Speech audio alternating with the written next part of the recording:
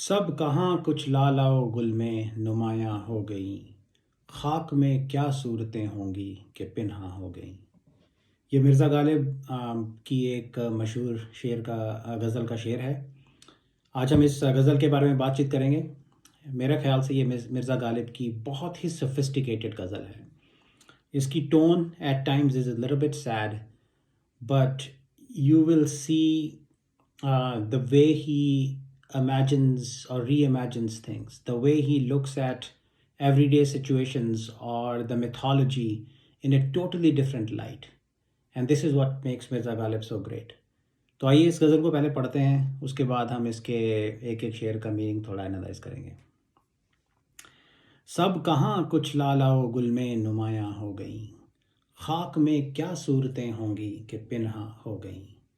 याद थी हमको भी रंगारंग बज़म आराइयाँ, लेकिन अब नक्शो निगारे ताके निसियाँ हो गई। थी बना तो नाश गर्दूं दिन को पर्दे में निहा, रात को उनके जी में क्या आया कि उरियाँ हो गई।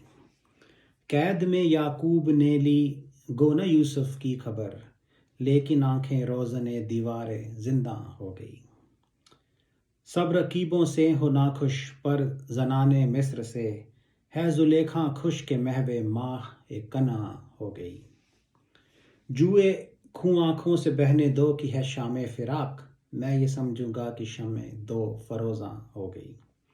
इन परीज़ादों से लेंगे खुल्द में हम इंतकाम, कुदरते हक से यही हूरें अगर वहाँ हो गई। नींद उसकी है दिमाग उसका है, रातें उसकी हैं, तेरी जुल्फ़ें जिसके बाजू बाजू पर परेशान हो गई। मैं चमन में क्या गया गोया दबिस्तां खुल गया, बुलबुलें सुनकर मेरे नाले गज़ल ख्वां हो गई। वो निगाहें क्यों हुई जाती हैं यारब दिल के पार, जो मेरी कोताही ये किस्मत से मीज़गां हो गई। बस के रोका मैंने और सीने में उभरी पै ब पै, मेरी आहें बखियाए चाके गरेबां हो गई। वहाँ गया भी मैं तो उनकी गालियों का क्या जवाब, याद थी जितनी दुआएं सरफे दरबां हो गई। जहाँ फिजा है बादा जिसके हाथ में जाम आ गया, सब लकीरें हाथ की गोया रगे जां हो गई। हम मुवहिद हैं हमारा केश है तरके रसूम, मिलतें जब मिट गई अज्जाए ईमा हो गई। रंज से खूंगर हुआ इंसान तो मिट जाता है रंज, मुश्किलें मुझ पर पड़ी इतनी कि आसान हो गई। यूं ही गर रोता रहा गालिब तो ए अहले जहां, देखना इन बस्तियों को तुम के वीरां हो गई। तो ये तो थी पूरी गज़ल। आइए अब इसके एक एक शेर को थोड़ा एनालाइज करते हैं। ये पहले ही शेर में आप गालिब साहब की इमेजिनेशन और सोफिस्टिकेशन देखिए। सब कहाँ कुछ लालाओ गुल में नुमायाँ हो गईं, खाक में क्या सूरतें होंगी कि पिन्हा हो गईं। लालाओ गुल का मतलब है ट्यूलिप्स एंड फ्लावर्स और ब्यूटीफुल फ्लावर्स इन जनरल। नुमायाँ होना means to become evident, to be revealed. पिन्हा मीन्स समथिंग दैट्स हिडन और समथिंग दैट्स कंसील्ड। तो इसमें गालिब साहब री इनकारनेशन की बात कर रहे हैं। तो कह रहे हैं कि सब कहाँ, नॉट ऑल, सब कहाँ, वेयर आर दे। कुछ लालाओ गुल में नुमायाँ हो गई, उनमें से कुछ ट्यूलिप्स और फूलों की शेप में एविडेंट और एपेरेंट हो गई।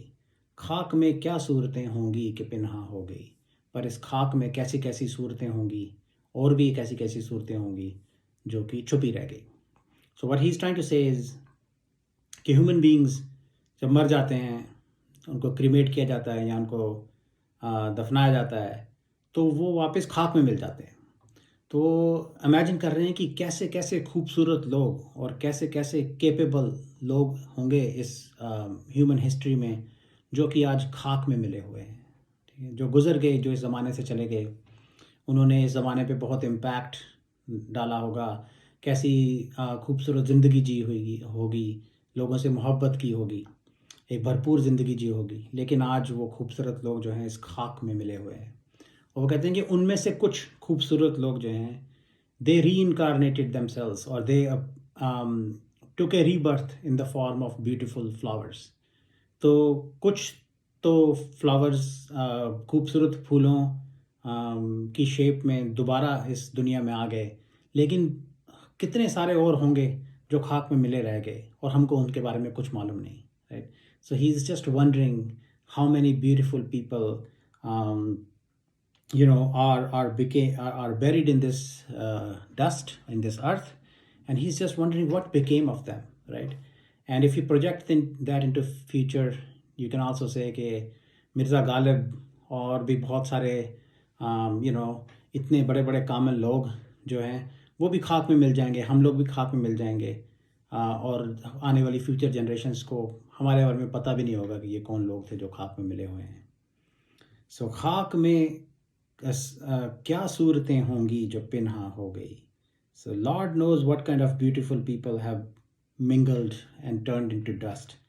Some of those beautiful people became manifest in the form of tulips and roses, and we do not know what became of the rest. तो अगला शेर ये है कि याद थी हमको भी रंगा रंग बज़ माराइयाँ, लेकिन अब नक्शो निगारे ताके निसियाँ हो गई. तो रंगारंग means colorful, buzz maraiya means decorations used to adorn. बज़्म का मतलब होता है महफिल या पार्टी और गैदरिंग. तो बेसिकली रंगारंग buzz माराइया means highly decorated parties or gatherings. रंगारंग colorful parties. लेकिन अब नक्शो निगारे ताके निसियाँ हो गई. Naksho Nigar is also decoration or a painting or some sort of an ornament. And tak means a niche, or like a shelf or a little hole or window sometimes that's made in the walls where people put like decorative ornaments or something, some paintings or something, some small paintings. Or Nisiya means oblivion or forgetfulness. तो कहते हैं कि हमको भी याद हैं वो रंगारंग बज़ माराइयाँ, वो रंगीन महफ़िलें जो हुआ करती थी जहाँ पे बहुत सारे खूबसूरत लोग आते थे, हम भी उस महफ़िल की जान बना करते थे जाकर. वो हमें भी याद हैं, अगर तुमको याद हैं तो हमें भी वो भूली नहीं हैं. लेकिन अब टाइम एक ऐसा आ गया है कि हमारी जो यादें हैं उनकी एक छोटे से किसी नीश पे हमने वो उन महफ़िलों की यादें जो हैं वो रख दी हैं वहाँ पे, राइट? तो in literal sense, he's saying that those gatherings or that order or that all those embellishments have become ornaments in the niche of oblivion in our mind. तो आप इसको सोच सकते हैं कि टाइम निकल गया, जवानी निकल गई, तो अब ऐसा टाइम आ गया है कि वो जो पुरानी रंगीन महफ़िलें जो ज़िंदगी में जो ऐशो इशरत हुआ करती थी, अब वो एक याद बन के रह गई है, वो याद के किसी कोने में पड़ी है. Another way to look at it is के अब हमारी वो प्रायोरिटीज़ चेंज हो गई. अब हमको उन चीज़ों में मज़ा नहीं आता जिन चीज़ों में पहले मज़ा आता था. तो हमने खुद डिलिबरेटली उनको अपनी याद के किसी कोने में रख दिया है, and we have moved on. So देखिए कितनी सोफिस्टिकेटेड ढंग से उन्होंने इस चीज़ को इमेजिन किया है. याद थी हमको भी रंगारंग बज़ माराइयाँ, लेकिन अब नक्शो निगारे ताके निसियाँ हो गई. अगला शेर देखिए कि थी बनातुन नाश गर्दूं, दिन को पर्दे में निहा, शब को उनके जी में क्या आया कि उरियाँ हो गई. सो ये जो इसमें जो मुश्किल लफ्ज़ है वो ये है बनातुन नाश गर्दूं. बनात का मतलब होता है गर्ल्स और डॉटर्स, और नाश का मतलब होता है कॉफिन, एंड गर्दू मीन्स स्काई और यूनिवर्स. सो बनातुन नाश गर्दू in a nutshell is a reference to the Ursa Minor constellation of stars in the sky. तो कुछ ट्रेडिशंस में उनको कहा जाता है कि ये दीज आर गर्ल्स और daughters who are carrying a coffin on their shoulders. तो इसलिए उनको बनातुन नाश गर्दूं के नाम से बुलाया गया है. But in a nutshell it's the constellation. तो वो कहते हैं कि थी बनातुन नाश गर्दूं, दिन को पर्दे में निहा, कि वो ये जो सितारों की जो कॉन्स्टलेशन है ये दिन में जो थी एक पर्दे में छुपी हुई थी. जैसे अक्सर रिवाज कुछ ट्रेडिशंस में हुआ करता था, आज भी है, कि औरतें जो हैं वो पर्दे में रहती हैं। तो कहते हैं कि ये भी जो औरतें थीं, ये दिन में पर्दे में बैठी हुई थी। जब रात आई तो उनके दिल में पता नहीं क्या आया कि उन्होंने वो पर्दा उतार दिया और they appeared naked to the world, right. तो I think it's just Ghalib साहब्स वे ऑफ री इमेजिनिंग। उनकी ये कल्पना है, उनकी ये इमेजिनेशन है कि वो डिस्क्राइब कर रहे हैं कि ये सितारे जो हैं ये दिन में पर्दे में चले जाते हैं और रात को ये पर्दा उखाड़ फेंकते हैं। I don't know if there's a even more hidden meaning than that, but this is my understanding. If you know anything else, please do drop a comment. तो अगले दो शेर जो हैं वो एक पर्टिकुलर मिथोलॉजिकल स्टोरी से रिलेटेड हैं। तो पहला शेर ये है कि कैद में याकूब ने ली ना यूसुफ की खबर, लेकिन आंखें रोज़ने दीवार जिंदा हो गई। तो ये it's such a beautiful sorrowful way of expressing the love of parents for their children, or the love of God for entire mankind, or entire kind of living world, because God is the ultimate father or caretaker of this universe. तो इसमें जो दो characters जिनका नाम है, एक है याकूब और दूसरा है Yusuf. Yaqub refers to Jacob and Yusuf refers to Joseph. तो इसकी काफ़ी लंबी चौड़ी कहानी है, मैं इसको थोड़ा ब्रीफली इसको सुनाता हूँ। वो ये बिब्लिकल और इस्लामिक ट्रेडिशंस में ये जेकब और जोसेफ की कहानी आती है। तो Jacob is Joseph's father, right, and Joseph in the Old Testament is the son of Jacob, and Joseph is kind of eventually, because Joseph is the son, Jacob is the patriarch.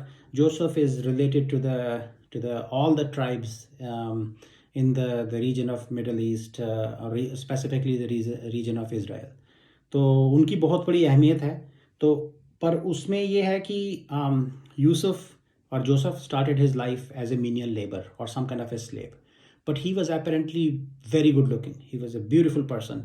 और जो he was in Egypt, तो जो Egypt का उस समय जो governor था, उसकी जो वाइफ थी जिसका नाम जुलेखा था, और जुलेखा कहा जाता है, वो उसको यूसुफ से प्यार हो गया और वो चाहती थी कि यूसुफ भी जो है वापस उसको प्यार करे, and Yusuf was not interested. तो जुलेखा ने अपने पति से कंप्लेंट करके यूसुफ को जेल में डलवा दिया। तो अब ये सिचुएशन ये है कि यूसुफ साहब जो हैं वो कैद में बैठे हैं, वो जेल में फंसे हुए हैं, राइट। और उनके जो वालिद हैं, हिज डैड जेकब और याकूब, वो लाचार हैं, वो अपने बच्चे की मदद नहीं कर सकते कुछ भी, राइट। तो कहते हैं कैद में याकूब ने ली गो ना यूसुफ की खबर, कि यूसुफ जो है वो कैद में है, तो याकूब ने गोया उसकी खबर तो नहीं ले पाया वो, राइट। लेकिन आंखें रोज़ने दीवार जिंदा हो गई। रोज़ने दीवार जिंदा का मतलब है a window in the wall of imprisonment. तो वो याकूब साहब जो हैं वो इतने परेशान हैं, वो बाप है, वो अपने बेटे की कुछ मदद नहीं कर सकता, लेकिन उसका ख्याल है वही है अपने बेटे के साथ जेल में। तो उन्होंने उनके ख्याल को या उनकी प्रेजेंस को डिस्क्राइब किया है कि वो उनका बेटा जिस जेल के कोठरी में फंसा हुआ है, उसकी दीवार पे उनकी आंखें जो हैं एक छोटी सी खिड़की बन के लगी हुई है। So he is watching over his son even though he is not there and he is far away. So if you extrapolate that, you can think about this as कि जो खुदा है या जो भगवान है, वो अपने बच्चों को मॉनिटर करता है, बच्चों को देखता रहता है, right. He watches over all of us, doesn't matter where we are at, right, doesn't matter if we can not actually physically feel his presence, but he's always there and he's watching over us.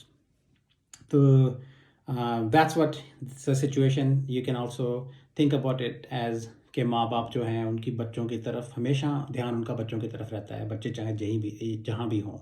तो इस केस में वो बाप है, लाचार बाप है, अपने बच्चे की मदद तो नहीं कर सकता, उसकी खबर तो नहीं ले सकता, लेकिन उसका दिमाग, उसका पूरा सोच, उसकी परेशानी जो है, वो उसका पूरा ध्यान जो है वो अपने बच्चे की तरफ ही है, right. So he is present there even though he is not physically there with his son.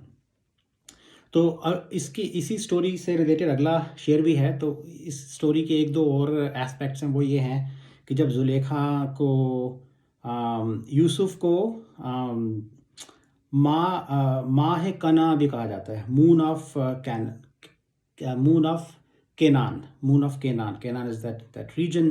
तो जब जुलेखा को उनसे प्यार हो गया, तो because she was married and she was madly in love with Joseph और यूसुफ, तो वो खबर जो है उस शहर में या उस सिटी में या कंट्री में फैल गई। तो लोगों ने उनकी तरफ, जो और औरतें थीं, उन्होंने they started like a whisper campaign against her, उनका मजाक उड़ाना शुरू कर दिया। तो उन्होंने शी प्लेड ए ट्रिक। उन्होंने कहा कि उन्होंने बेसिकली वो उन औरतों को सबक सिखाना चाहती थी या उनकी अपनी रिएक्शन देखना चाहती थी टुवर्ड्स यूसुफ। तो उन्होंने कहा कि उन्होंने कुछ औरतों को एक चाकू दिया और एक लेमन दिया। तो उन्होंने कहा कि अभी यहाँ से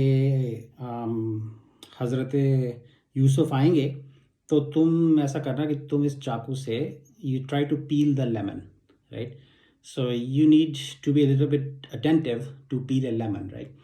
But the legend has it कि जब वो हज़रत यूसुफ वहाँ आए, तो उनका हुस्न देखकर, राइट, वो इतने खूबसूरत थे, उनका हुस्न देखकर वो जो औरतें थी, उन्होंने अपनी उंगलियां, उनको बोला तो ये था कि आप नींबू को छीलना, लेकिन वो भूल गई। And they were so kind of engrossed in looking at Joseph कि उन्होंने अपनी उंगलियां काट ली, राइट?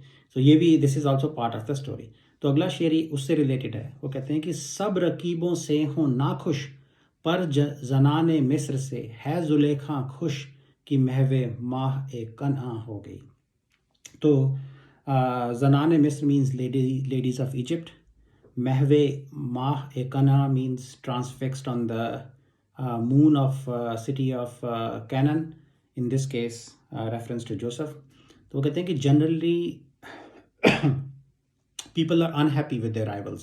रकीबों का मतलब होता है rival in love। तो कहते हैं generally all lovers are unhappy with their rivals, but with the women of Egypt, Zuleika was happy। Why she was happy? Because she noticed that these women have also fallen for Joseph। तो वो she made those women realize कि why Zuleika herself has fallen in love with Joseph, कि वो इतने खूबसूरत हैं। तो उन्होंने देखा कि वो मेरा महबूब जो है वो इतना खूबसूरत है कि और औरतों को भी उससे प्यार हो गया। And that kind of gave her a little bit of happiness। So that's one way to look at it। Other way to look at it is to attribute maliciousness to Zuleika। तो अब इस पूरी story में and result ये हुआ कि दूसरी औरतें जो उनको ताने मारा करती थी, उनकी उंगलियां कट गई, राइट? तो वो इस बात से खुश हैं कि देखो ये मेरे जिनको मेरे महबूब से मोहब्बत हुई है, उन्होंने अपनी उंगलियां काट ली in process, and she is happy. ये लोग मुझे ताने मारा करते थे, and now look at their state. That's another way to look at it. Excuse me. तो अब अगला शेर देखें। जुए खूं आँखों से बहने दो की है शाम फिराक, मैं ये समझूंगा कि शमें दो फरोज़ा हो गई। तो जुए खूं means a stream of blood flowing from the eyes। Sham Firak means an evening or night of separation from the beloved। और Shame Do Faroza means two illuminated or radiant candles or lamps। तो वो situation ये है कि गालिब साहब जो हैं वो शाम फिराक, इवनिंग ऑफ सेपरेशन गुजार रहे हैं, और वो इतने दुखी हैं, he is feeling such A level of sadness कि उनकी आंखों से आंसुओं की बजाय खून टपक रहा है, right? The intensity of sadness is so much कि उनकी आंखों से दुख में आंखों से खून टपक रहा है। तो कहते हैं कि in this black night of separation let the blood drop from eyes, कि मेरी आंखों में से खून रहने दो, राइट? जब ये अंधेरा है उसमें से लाल खून बहेगा, तो मेरी आंखें जो they will become illuminated in the darkness. मैं ये समझूंगा कि शम्मे दो फरोज़ा होगी। आई विल कंसिडर कि ये इस अंधेरी रात में दो चमकती हुई कैंडल्स या दो चमकते हुए शमा या दो चमकते हुए दिए जल गए हैं। या एंड दो वो जो दिए होंगे वो इस अंधेरी रात में will give me some level of comfort perhaps, right. तो बस इस गालिब साहब की इमेजिनेशन देखिए, वो कहते हैं कि आंखों से खून बह रहा है and he is compared those eyes to शम्मे दो फरोज़ा which can possibly give somebody comfort. Just look at the sophisticated level of imagination. जूएं खूं आँखों से बहने दो कि है शाम फिराक, मैं ये समझूंगा कि शम्मे दो फरोज़ा हो गई। अगला शेर यह है कि इन परीज़ादों से लेंगे खुल्द में हम इंतकाम, कुदरत हक से यही हूरें अगर वहाँ हो गई। परीज़ादे या परीज़ाद का मतलब है people, children of like beautiful fairies, or in general reference to beautiful people. Or kudrat haq means power of the Almighty God, or truth of the Almighty God. तो कहते हैं कि ये जो खूबसूरत परियां या परियों के बच्चे, ये जो खूबसूरत हसीना है इस दुनिया में हमारे ऊपर जुल्म ढाती हैं, जो महबूब हमारे ऊपर जुल्म ढाती हैं, वो कहते हैं कि हम इनसे इंतकाम लेंगे पैराडाइज में। खुल्द का मतलब होता है पैराडाइज, कि these beloveds who kind of treat us poorly in this world, who make us like burn with jealousy, वो कहते हैं कि अगर अब ये मिथोलॉजी में ये कहा जाता है कि अगर आप ने अच्छे कर्म किए हैं किसी ने, तो वो जब पैराडाइज में जाएगा तो उसको वहाँ पे हूरें मिलेंगी। हूरें in the sense beautiful people, beautiful kind of women और ब्यूटीफुल महबूब, जिनके साथ वो ऐशो इशरत की ज़िंदगी वहाँ पे बिताएगा। तो कहते हैं कि अब इन दिस वर्ल्ड ये जो महबूब हैं, खूबसूरत महबूब हैं, इन्होंने हमारे ऊपर इतने जुल्म ढाए हैं कि अगर अब यही लोग जन्नत में हूरें बन जाएंगी जब, और हम जब जन्नत में जाएंगे तो ये हूरें जो हमें मिलेंगी तो हम वहाँ पे जाके उनसे इंतकाम लेंगे। या तो जो जिन्होंने यहाँ पे जितने जुल्म ढाए हैं, इन सब का इंतकाम और रिवेंज हम तब लेंगे जब हम जन्नत में जाएंगे और ये हूरें बन के हमारे सामने आएंगी। तो this is, I think, what it is. I don't know if there's a hidden or deeper meaning to that. So let's move on. तो अगला शेर जो है वो कहते हैं, it's also very beautiful expression. वो कहते हैं कि नींद उसकी है, दिमाग उसका है, रातें उसकी हैं, तेरी जुल्फ़ें जिसके बाजू पर परेशान हो गई। वो कहते हैं कि नींद उसकी है, स्लीप बिलोंग्स टू हिम, दिमाग उसका है, द माइंड और brain belongs to him, and रातें उसकी हैं, द नाइट्स आर हिज। तेरी जुल्फ़ें मीन्स बाल, जिसके बाजू पर परेशान होगी। पर जुल्फ़ों का परेशान होने का मतलब है जुल्फ़ें scattering of the hair of the beloved को। औरतों की लंबी जुल्फ़ें, लंबे बाल होते हैं, तो वो अगर बिखर जाएं कहीं पे तो उसको आप कह सकते हैं कि जुल्फ़ें जो हैं परेशान हुई हैं। तो कहते हैं कि नींद उसकी है, दिमाग उसका है, रातें उसकी हैं, तेरी जुल्फ़ें जिसके बाजू पर परेशान हो गई। तो जिसके बाजू पर, या जिसकी बाजू मीन्स आर्म, जिसकी बाजू पर तेरी जुल्फ़ें बिखरी हुई हैं, तो जिसके साथ बैठी हुई है, जिसकी बाजू पर तेरी जुल्फ़ें बिखरी हुई हैं, उसकी ही ज़िंदगी है। नींद भी उसकी है, दिमाग भी उसका है, रातें भी उसकी हैं। What a beautiful life that person has, जिसके साथ तू बैठी हुई है, जिसकी बाजू पे तेरी जुल्फ़ें बिखरी हुई हैं। So that's one way to look at it. Some people have, kind of pointed out कि जुल्फ़ें बिखरी क्यों हुई हैं, right?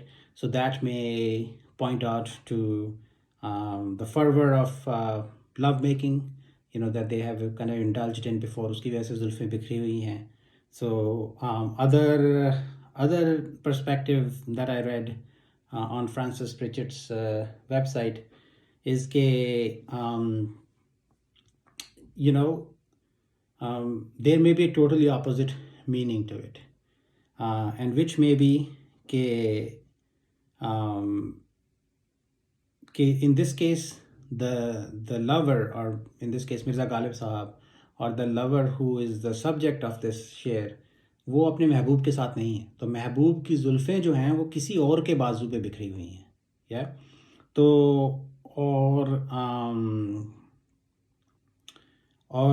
और जो महबूब है वो परेशान है, वो बहुत हेल्पलेस है, परेशान है बेचारा।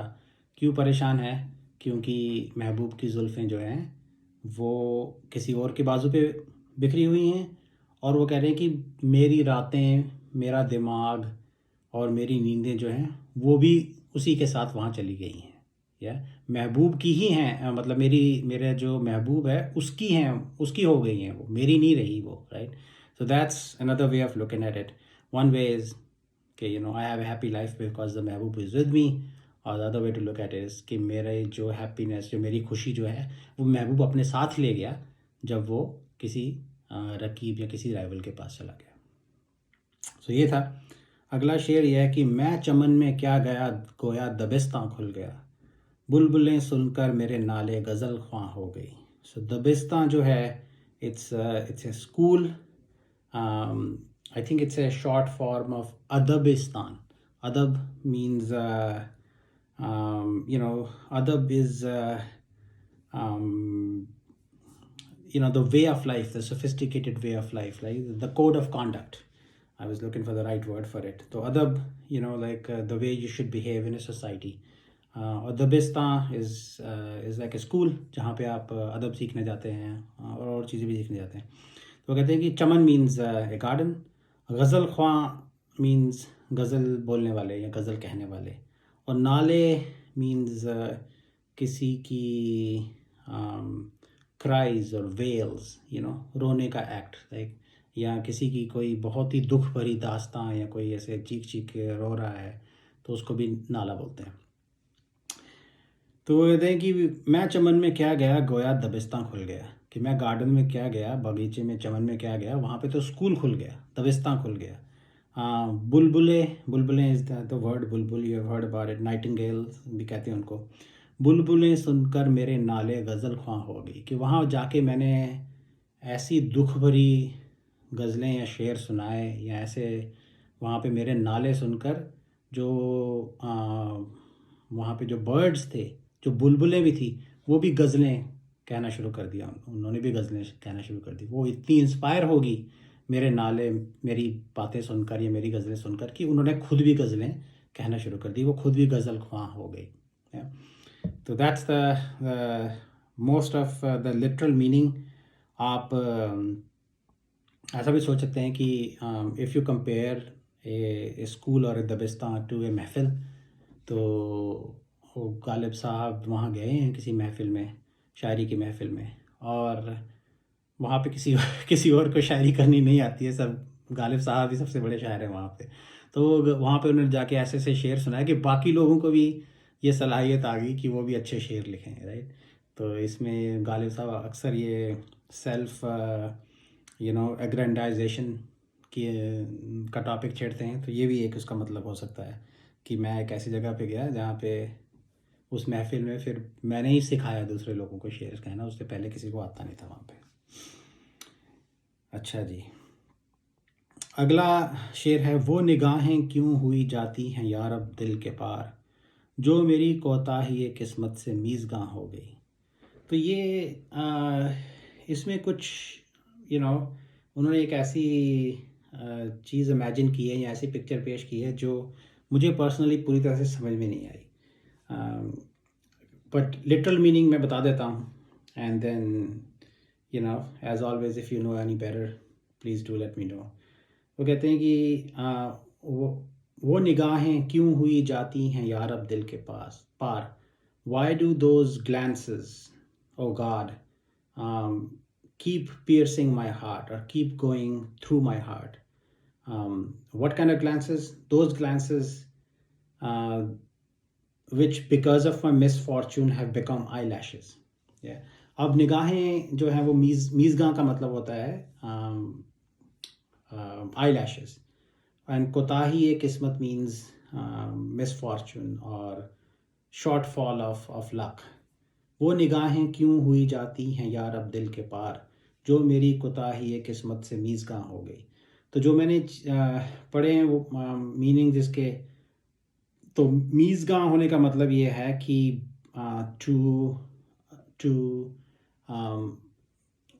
मीज़गां, to become eyelashes is meant that the glances of the beloved in my direction was short, कि उसने पूरी अटेंशन से मुझे नहीं देखा, उसने वैसे से आधी निगाह से मुझे देखा, राइट। और उस आधी निगाह का भी असर ये हुआ कि उसकी निगाह जो है वो मेरे दिल के पास, दिल को चीर के निकल गई है। कई और शेरों में जो मीज़गां या आई लैशेज़ जो हैं उनको एरोज़ या तीरों से या किसी नोकीले ऑब्जेक्ट से भी कंपेयर किया जाता है। तो ऐसा हो सकता है कि इसमें महबूब ने इनअटेंटिव वे में शॉर्ट ग्लैंस से आपको देखा और इन द प्रोसेस आंखों के तीर छोड़े, राइट। और वो तीर आपके दिल को चीर कर निकल गए। तो that's the situation overall here, कि अगर आप वो पूरी निगाह से देख लेता महबूब, तो आप तो मर जाते, ख़त्म ही हो जाते वहाँ पे। तो in this case even though the महबूब looked at it through half a glance, उसकी निगाहें जो हैं वो स्टिल आपके दिल को चीर के निकल गई। That's the best I understand. और कोताही ये किस्मत ये मतलब कि लुक एट आवर मिसफॉर्चून, कि महबूब ने हमें पूरी टेंशन से या पूरी नज़र से देखा भी नहीं। तो आगे चलते हैं कि बस के रोका मैंने और सीने में उभरी पै ब पै, मेरी आहें बखियाए चाके गरेबा हो गई। तो बखिया का मतलब होता है स्टिचिंग। तो कपड़ों को जो सीने के लिए जो स्टिचिंग लगाई जाती है, दैट्स कॉल्ड बखिया। गरेबा मीन्स कॉलर, एंड चाक मीन्स कुछ, चाके गरेबा मीन्स फटा हुआ कॉलर या फटा हुआ कोई कपड़ा। पै पै बा पै means one after another, like in A sequence, एक के बाद एक आती गई। आहें, आहें you mean size, right, like आपके दुख की का एक्सप्रेशन जो आप आहें भरते हैं उसको, दैट्स बेसिकली। तो इसमें दो तीन चीज़ें हैं वो अक्सर शायरी में इसका जिक्र आता है कि जो लोग पीपल हु बिकम मैड, जो पागल हो जाते हैं प्यार में, तो वो अपने कपड़े फाड़ देते हैं, राइट, गरेबां फाड़ देते हैं, अपना कॉलर फाड़ देते हैं, राइट। तो फटा हुआ collar is a reference to madness. और ये जो कॉलर फटा नहीं होगा, इट मीन्स कि somebody has calmed down, उसने अपने आप को ज़ब्त में रखा है, उसने अपने अपने जुनून को ज़ब्त में रखा है, वो पागल नहीं हुआ। जब वो पागल हो जाएगा वो अपने गरेबां को फाड़ के शहरों कूचों में दौड़ना शुरू कर देगा। तो इसमें ये कहते हैं कि मेरी आहें जो हैं, राइट, माई साइज वन आफ्टर अनदर मेरे सीने में उभरती जा रही थी, राइट। बस की रोका मैंने और सीने में उभरी पै ब पै, और मैं अपनी जो आहें हैं उनको दबाता जा रहा था और वो एक के बाद एक उभरती आ रही थी, राइट। तो द फैक्ट, अगर वो दबाते नहीं तो वो पागल हो जाते और अपना कॉलर और कपड़े फाड़ के शहर में दौड़ जाते कहीं पे, राइट। तो इस केस में वो पागल नहीं हुए, उन्होंने क्या किया कि उसका अपनी जो आहें थी उनको दबाते गए, राइट, उनको कंट्रोल करते गए, वो उभरती गई, वो उनको कंट्रोल करते गए। एंड इन ए वे वो जो आहें थी वो बखियाए चाके गरेबा हो गई, कि उनके जो कॉलर, जो फटा हुआ कॉलर था, उसको उनकी आहों ने सी दिया, उसका बखिया, उसकी स्टिचिंग बन गई। The it's just his way of imagining thing, कि आपने अपने इमोशंस को दबा दिया, राइट। तो लेट्स से कि आप पागल हो रहे थे पहले, तो आप अपने इमोशंस को दबाते गए, आप अपनी आहों को दबाते गए, तो इन a way though you controlled your madness, right, by suppressing your sighs. Now the side effect of this could be कि कब तक आप उसको अपने दुख को छुपाओगे। कभी ना कभी तो ऐसा आएगा कि वो पूरा फट के निकलेगा और फिर आप पागल हो जाओगे। But for now he is comparing the suppression of his sighs to stitching that holds the collar together, कि ये इसने मुझे पागल होने से रोक रखा है फॉर नाउ। बस की रोका मैंने और सीने में उभरी पै ब पै, मेरी आहें बखियाए चाके गरेबां हो गई। सो अच्छा, अगला शेर देखिए कि वहाँ गया भी मैं तो उनकी गालियों का क्या जवाब, याद थी जितनी दुआएं सरफे दरबां हो गई। तो सरफे दरबां means the gate keeper, right. तो आपने देखा होगा outside of important places there is a guard standing, right. तो वही उसको वहाँ पे हमारी लैंग्वेज में दरबान कहा जाता है। तो वो सरफ़ दरबां मीन्स दरबान को के ऊपर खर्च हो जाना, राइट, कि आपके पास कुछ पैसे हैं वो आपने दरबान को दे दिए। तो कहते हैं कि अब वो सिचुएशन ये है कि वो महबूब की गली की तरफ जा रहे हैं या महबूब के घर की तरफ जा रहे हैं, तो बाहर एक दरबान खड़ा है या दरबान खड़ा है, तो वो उसकी मिन्नतें कर रहे हैं कि यार मुझे जाने दे महबूब से मिलने के लिए, और वो नहीं जाने दे रहा। या तो उस उनके पास जितने पैसे थे उन्होंने दरबान को दे दिए, या जितनी दुआएं थी, मिन्नतें की उसकी दरबान की, और जितनी दुआएं थी वो उन्होंने उस दरबान को दे दी, और उनके पास अब बचा नहीं कुछ, और कोई दुआएं बची नहीं है उनको, ठीक है। तो वो इमेजिन कर रहे हैं कि अगर वहाँ गया भी मैं, तो कि अगर मैं अपने महबूब के पास पहुँच भी गया, राइट, अभी पहुँचे नहीं हैं वो, राइट, अभी वो दरबान के साथ जद्दोजहद ही कर रहे हैं। तो वो कह रहे हैं कि वहाँ गया भी मैं तो उनकी गालियों का क्या जवाब। तो कहते हैं अगर मैं महबूब से मिल भी गया तो महबूब जो है उसने मुझे गालियाँ ही देनी है, she is just going to abuse me, right. और वो ऐसे आशिक हैं कि महबूब गाली देती है तो ये उसको बदले में दुआएं देते हैं, right. That's the kind of lover he is, कि महबूब कितना भी आपके ऊपर जुल्म ढाए, आप बदले में उसको दुआ देते हैं, you just like wish good upon her, right. तो वो कहते हैं कि लेकिन जो मेरी दुआएं जो हैं वो तो मैंने सारी जो थी दौलत थी वो इस दरबान पे खर्च कर दी हैं, तो अब मैं महबूब को मिल भी जाऊंगा तो मैं क्या करूँगा। just see the level of sophisticated imagination that he has, कि मेरे पास जो कुछ था वो मैंने ऑलरेडी खर्च कर दिया है। अब महबूब, उनको गम इसका नहीं है या उनको चिंता इसकी नहीं है कि महबूब मिलेगा तो मुझे गालियाँ देगा। वो कहते हैं कि गालियों के बदले में मेरे पास देने के लिए दुआएं कुछ नहीं बची अब। Think about that. अगला शेर ये है कि जहाँ फ़िज़ा है बादा जिसके हाथ में जाम आ गया, सब लकीरें हाथ की गोया रगे जहाँ हो गई। तो जहाँ फ़िज़ा मीन्स लाइफ गिविंग और life something that increases your life span. रगे जहाँ मीन्स द जुगुलर वीन, जो एक the most important vein of life, right, जो अगर वो कट गई तो आप मर जाएंगे। एंड वो सिचुएशन ये इमेजिन कर रहे हैं कि जहाँ फ़िज़ा है बादा मीन्स शराब और वाइन, कि जो वाइन है इट्स लाइफ गिविंग और it increases the span of your life, it adds years to your life. जहाँ फ़िज़ा है बादा जिसके हाथ में जाम आ गया, राइट, कि जिसके हाथ में शराब का जाम आ गया, वो जो वाइन है उसकी ज़िंदगी बना देगी या उसकी और उसकी उम्र बढ़ा देगी। सब लकीरें हाथ की गोया रगे जहाँ हो गई, कि जो हाथ की जो आपकी लकीरें हैं वो सारी की सारी जो है रगे जहाँ हो गई, वेन्स ऑफ लाइफ बन गई, राइट। उस वाइन ने या उस वाइन के कप ने आपकी हाथों की लकीरों को के अंदर जान डाल दी, right. So basically the effect of wine is कि it basically gave you life और it added years to your life, right, आपकी उम्र बढ़ा दी उन्होंने। तो in the visual sense you can think about it, somebody holding a glass of wine, लाल रंग की उसके अंदर शराब है।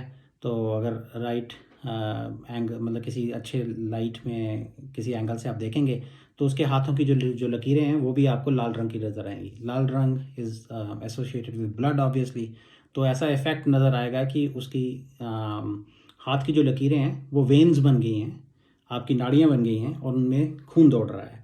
तो इफ़ेक्टिवली जो वाइन है उसने आपके हाथ के अंदर जो है खून दौड़ा दिया, आपको मतलब आपकी ज़िंदगी जो है वो बना दी उसने, है। तो it gave you power, it gave you life force.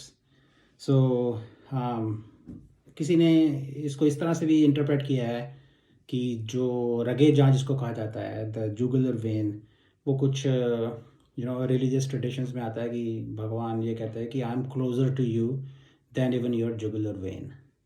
और बट उस चीज़ को समझना या इंटरप्रेट करना बहुत मुश्किल है।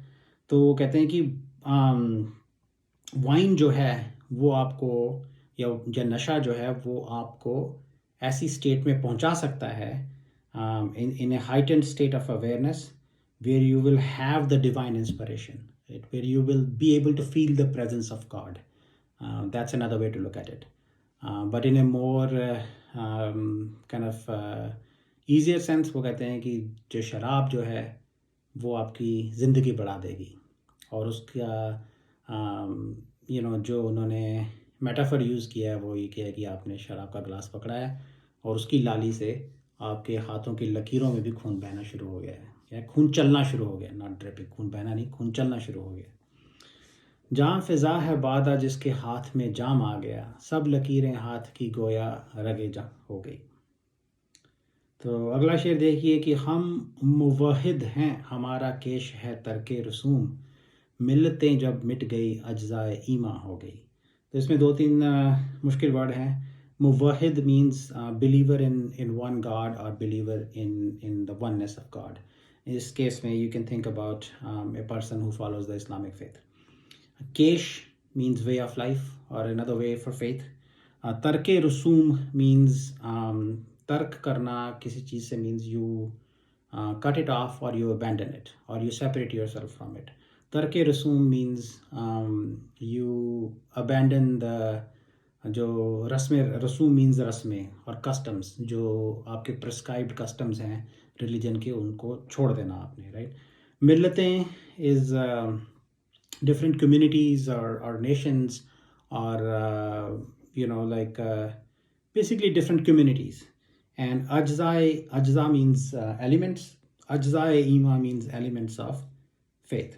तो वो कहते हैं कि हम मुवहिद हैं, like we believe in oneness of God and renunciation of the common customs is our faith. कि जो कस्टम्स बने हुए हैं कि आपको ये पहनना चाहिए या मतलब इस तरह से ज़िंदगी जीनी चाहिए, क्या अच्छा है क्या बुरा है, वो सब मिल्लतों का अपना अपना बना हुआ है। तो वो कहते हैं कि इन सब जो कॉमन कस्टम्स हैं और कॉमन चीज़ों पे लड़ाई है, वो हमने छोड़ दी है, लाइक वो हमारा फेथ नहीं है। और he declares basically जो communities और sects हैं, they are just the collections of different customs. And वो कहते हैं कि मिल्लतें जब मिट गई अज्जाए ईमा हो गई, कि जब ये फालतू के कस्टम रीति रिवाजों को जब ये छोड़ देंगे आप लोग, या ये मिल्लतें छोड़ देंगी, कम्युनिटीज़ छोड़ देंगी, तो then they will start believing in the ultimate one God, या and they will all become elements of the same faith, या and that's the gist of it, कि we believe in the oneness of God. And he's basically saying कि हम लोग जो हैं, हमारा faith ये है कि जो ये आर्केक और डिवाइसिव कस्टम्स हैं, फैक्शनलिज्म्स हैं, डिस्प्यूट्स हैं, उनको हमको हमारा फेथ ये है कि इन सबको छोड़ दो और फिर सारी कम्युनिटीज़ जो हैं, they all come together and believe in one God. तो वैसे I think that if you look at the way Mirza Ghalib lived his life, तो he wasn't a very religious person, पर उनके I personally interpret religion or religious code of conduct or religious way of behaving a little bit different from mysticism. तो मुझे ऐसा लगता है कि उनके शेर व शायरी में mysticism का एस्पेक्ट बहुत ज़्यादा है। रिलीजन वो कई बार बहुत बार रिलीजन के काउंटर आर्ग्यूमेंट्स भी देते हैं। इन this case I think he's just saying that let's forget about all these archaic customs, and when we do that, then we'll all become elements of the one faith. अगला शेर जो है, ये क्या बात है इस शेर की। रंज से खूंगर हुआ इंसान तो मिट जाता है रंज, मुश्किलें मुझ पर पड़ी इतनी कि आसान हो गई। रंज मीन्स सैडनेस, ग्रीफ, सॉरो, वो कहते हैं। और खूंगर होना means to become habituated or to become used to it. तो कहते हैं कि अगर इंसान जो है वो ग्रीफ से, उसके ऊपर बार बार मुसीबतें आती जाएं, बार बार उसको सैडनेस और ग्रीफ का सामना करना पड़े, तो वो ही becomes used to that, right. वो कहते हैं मुश्किलें मुझ पर पड़ी इतनी कि आसान हो गई, राइट, कि मेरे ऊपर इतनी मुसीबतें पड़ी कि eventually I just became used to it, right, and they did not bother me anymore. So I think it's a beautiful way of expressing रंज से खूंगर हुआ इंसान तो मिट जाता है रंज, मुश्किलें मुझ पर पड़ी इतनी कि आसान हो गई, A person can become accustomed, when a person becomes accustomed to grief, then the grief is erased, then the grief itself disappears. And so many difficulties fell upon me that they all became easier. I got so used to it. तो आखिरी शेर ये है कि यूं ही गर रोता रहा गालिब तो है अहले जहां, देखना इन बस्तियों को तुम के वीरां हो गई। तो गालिब साहब जो हैं वो रो रहे हैं और बहुत शिद्दत से रो रहे हैं, ऐसी शिद्दत से रोए हैं कि उन्होंने आंसुओं से तूफान निकाल दिया और आंसुओं का दरिया बहा दिया उन्होंने। या तो वो कहते हैं कि ये इन सम वेज जो बस्ती मीन्स पॉपुलेटेड एरियाज जहाँ पे लोग रहते हैं या टाउन्स, तो वो जो दुनिया के अहले जहाँ means people of the world, in some ways he is kind of warning कि तुम मुझे इतना दुख दे रहे हो, उसकी वजह से मैं इतना रो रहा हूँ, और मैं अगर इसी तरह से रोता रहा तो ये जो मेरा आँखों का जो सैलाब है, the flood of my tears, ये तुम्हारी बस्तियों को वीरान कर देगा, तुम्हारी बस्तियों को उजाड़ देगा और ये बस्तियाँ जो हैं वीरान हो जाएंगी। So he is pointing out to his capacity of weeping, और his कितनी इंटेंसिटी से वो ग्रीफ जो है उसको फील कर सकते हैं। वो इतनी इंटेंसिटी से फील कर सकते हैं कि वो इतना रोएंगे कि वो आँखों से दरिया बहा देंगे, आँखों से सैलाब आ जाएगा, फ्लड आ जाएगा और इस दुनिया को तबाह कर देगा वो फ्लड। तो और अब वो फ्लड क्यों आ रहा है, that's an open question. I think one aspect is कि दुनिया के लोगों ने उनको इतना परेशान कर दिया है, and he is just warning कि आप बाज आ जाओ, नहीं तो मैं इतना रोऊंगा कि आपकी बस्तियां जो हैं वो वीरान हो जाएंगी। And he is comparing his tears और intensity of his weeping to a flood that can destroy the world.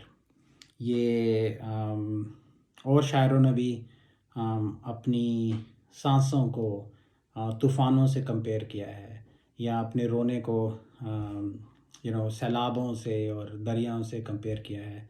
And I think it's just a sophisticated way of expressing how he is grieving. या तो ये था आखिरी शेर, this was the whole गज़ल। मैं इस के पूरे शेर जो है वो भी डिस्क्रिप्शन में डाल दूँगा, and I hope you enjoyed it. Thank you for your time.